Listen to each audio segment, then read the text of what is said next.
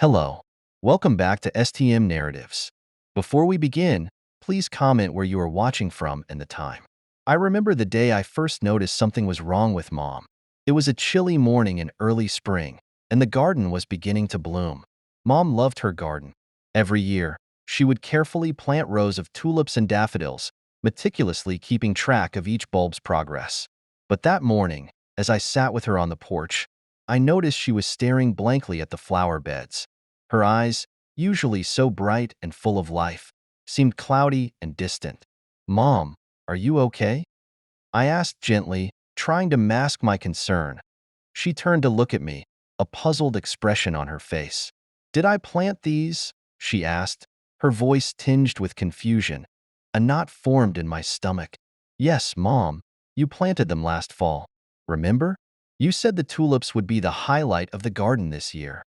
She shook her head slightly and then smiled, but it was a smile that didn't reach her eyes.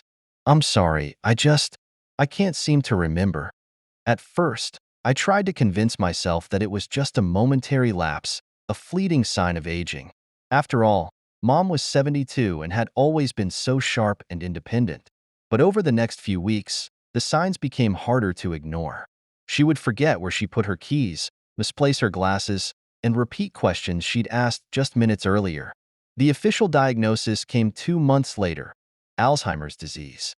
I sat in the doctor's office, holding her hand, as he explained what was happening to her brain. The plaques and tangles that were slowly stealing her memories, her very sense of self. Mom just nodded, as if the words didn't quite penetrate. I felt a crushing weight settle on my chest. I knew our lives were about to change in ways I couldn't fully comprehend. At first, the changes were small. I started spending more time at her house, helping her with household tasks she'd once done effortlessly. She would get frustrated when she couldn't remember a recipe she'd made hundreds of times before, or when she couldn't balance her checkbook. It was heartbreaking to watch her struggle with things that had always come naturally to her. Mom had been a high school English teacher for over 30 years. She had a passion for literature and could recite Shakespearean sonnets by heart. Her students adored her, and she had a way of making everyone feel seen and valued. It was devastating to watch that vibrant, intelligent woman become confused by the simplest things. As the disease progressed, I had to take over more and more responsibilities. I moved in with her when it became clear she couldn't live alone safely. I had my own life, my own career, but everything took a back seat to caring for Mom. The days blurred together, filled with doctor's appointments, managing medications, and trying to keep her engaged and happy. There were moments when she was almost herself again, when she would laugh at a joke or tell a story from her childhood. But those moments were becoming rarer. More often, she was agitated, frustrated, and scared. She didn't understand what was happening to her, and no amount of reassurance could calm her fears. She would wake up in the middle of the night, disoriented and terrified, convinced that she was lost or that someone was coming to take her away. One night, I found her standing in the kitchen, trying to make a cup of tea. She had filled the teapot with milk instead of water and was frantically searching for tea bags that were right in front of her. "Mom, it's okay," I said gently, taking the teapot from her hands. "Let's do this together." She looked at me, tears in her eyes. "Why can't I remember?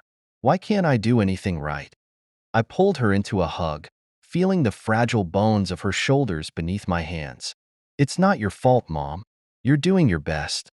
She cried then, deep, wrenching sobs that shook her whole body. I held her, my own tears streaming down my face, feeling utterly helpless. I wanted to take away her pain, to fix what was broken, but there was nothing I could do. As time went on, caring for Mom became all-consuming. I had to quit my job because she needed round-the-clock supervision. She would wander off if left alone for even a few minutes, and once, she got lost in our own neighborhood. A kind neighbor found her, scared and confused, and brought her home. I couldn't take my eyes off her for a second after that. Our home, once filled with warmth and laughter, now felt like a prison. I couldn't go out with friends or even take a walk without arranging for someone to stay with her. Every day was a new struggle, a new heartbreak. I watched as she forgot how to dress herself, how to brush her teeth, how to eat. It was as if she were fading away before my eyes, piece by piece. Friends and family tried to help, but they had their own lives.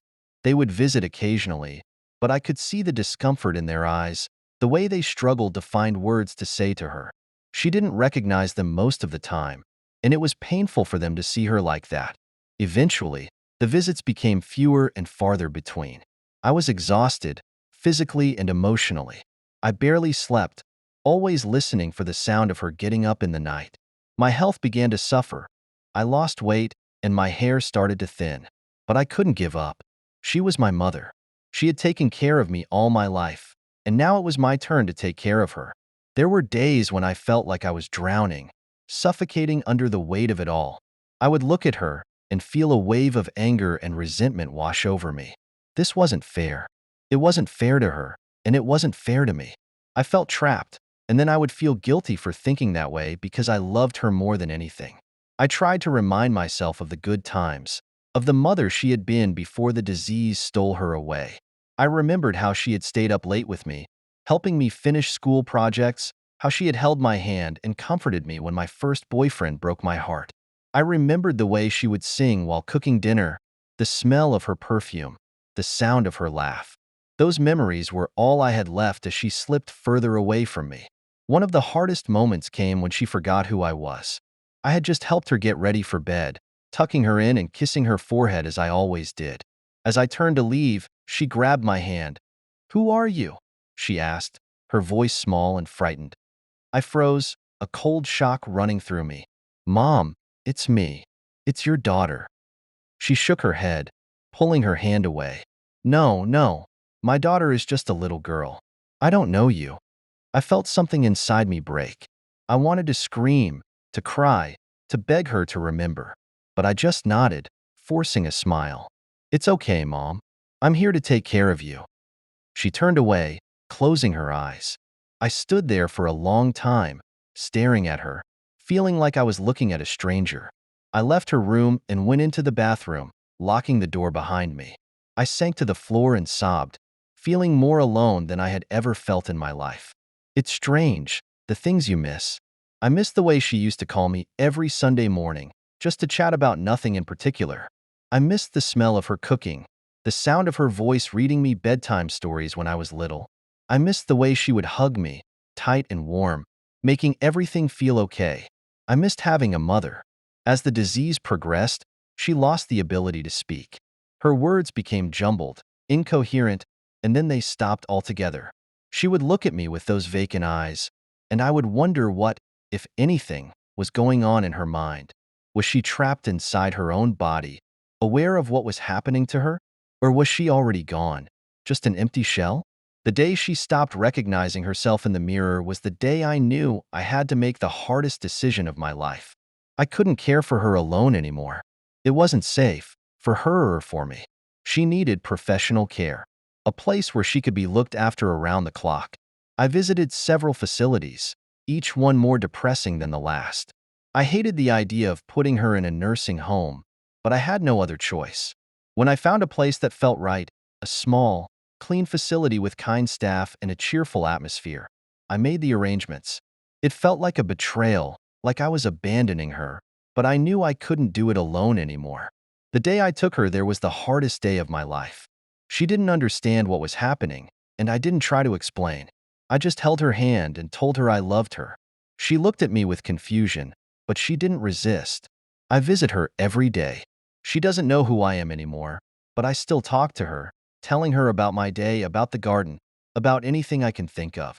Sometimes, I see a flicker of recognition in her eyes, and for a moment, I let myself hope that maybe she knows me, even just a little bit. Watching someone you love disappear before your eyes is a kind of heartbreak I wouldn't wish on anyone. It's like mourning a death that never really comes. She's still here, but she's not. And every day, I lose her a little bit more. I try to remember that she's not suffering now, that she's peaceful, that this is the best thing for her. But it's hard. It's hard to see her like this, to see her reduced to this frail, fragile person who doesn't even know her own name. I don't know how much longer she has. The doctors say it could be months, maybe a year. I try not to think about it, but it's always there, a dark shadow hanging over everything. I just take it one day at a time, visiting her, holding her hand, talking to her, loving her as much as I can for as long as I can. Alzheimer's is a cruel disease. It takes away the very essence of a person, leaving behind a hollow shell. It steals memories, personality, identity. It's not just the patient who suffers, it's everyone who loves them. It's a long, painful goodbye that never really ends. But through it all, I try to remember the woman she was, the mother who raised me, who loved me unconditionally. I try to honor her memory, even as I watch her fade away. Because no matter what this disease takes from her, she will always be my mom, and I will always love her.